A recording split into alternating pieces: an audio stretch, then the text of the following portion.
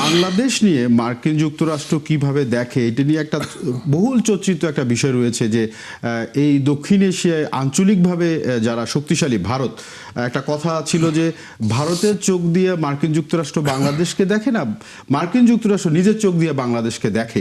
এই যে সফরটা হচ্ছে, আপনি খেয়াল করেছেন কিনা, যিনি এসেছেন প্রেসিডেন্ট ডোনাল্ড ট্রাম্পের বিশেষ দূত, তিনি একই সঙ্গে কিন্তু ভারতের রাষ্ট্রদূত মার্কিন যুক্তরাষ্ট্রের। ফলে আপনার কি মনে হয় যে কোন দিকে আসলে দেখছে, কিভাবে দেখছে মার্কিন যুক্তরাষ্ট্র বাংলাদেশকে? সোহরাব হাসান।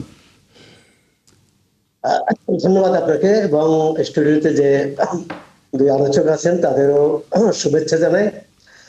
বাংলাদেশের পররাষ্ট্র নীতি তো প্রণয়ন করবে বাংলাদেশের সরকার এবং জনগণের পক্ষে। এটি ভারতও নির্ধারণ করবে না, চীনও নির্ধারণ করবে না, যুক্তরাষ্ট্রও নির্ধারণ করবে না। তাদের নিজ নিজ স্বার্থেই বাংলাদেশের সাথে সম্পর্ক তৈরি করবে, রক্ষা করবে এবং সেখানে আমরা আমাদের জাতীয় স্বার্থ কতটা সমুন্নত রাখতে পারি এবং রেখে চীন, ভারত, এশিয়ার দুই বৃহৎ দেশ, আমাদেরও নিকট প্রতিবেশী, আর আরেকটি হচ্ছে কাছাকাছি প্রতিবেশী। আর সুতরাং তাদেরকে বাদ দিয়ে যেমন আমরা চলবো না, আবার তাদের জন্য অন্য কেউ বাদ দেব না। আমাদের পররাষ্ট্র নীতি হবে স্বাধীন, স্বকীয় এবং জাতীয় স্বার্থের অনুকূল, মানে জাতীয় স্বার্থ রক্ষা করবে। ভারত যুক্তরাষ্ট্রের যে প্রতিনিধি আসছেন তার তো বেশ আলোচনা হয়েছে, সেই প্রতিনিধি এবং পররাষ্ট্রমন্ত্রীর ব্রিফিং শুনলাম।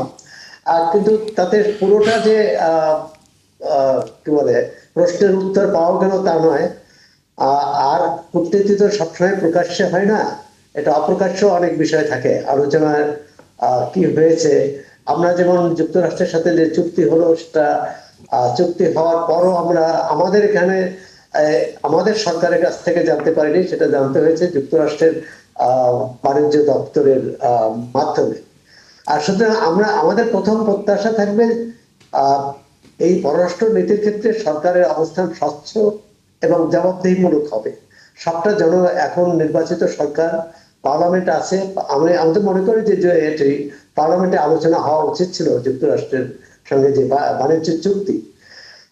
এর আগে বললেন যে বাণিজ্য আজকে মার্কিন প্রতিনিধি আসার বৈঠকের আগে গতকাল ভারতের হাই কমিশনার দেখা করেছেন। এটা তিনি এখানে এসেছেন বেশ কিছুদিন আগে, পররাষ্ট্রমন্ত্রীর সাথে দেখা করা এটা রুটিন ওয়ার্ক। এবং এর মধ্যে যেটি হয়েছে, ভারতের পক্ষ থেকে ব্রিক্স সম্মেলনে বাংলাদেশকে আমন্ত্রণ জানিয়েছে।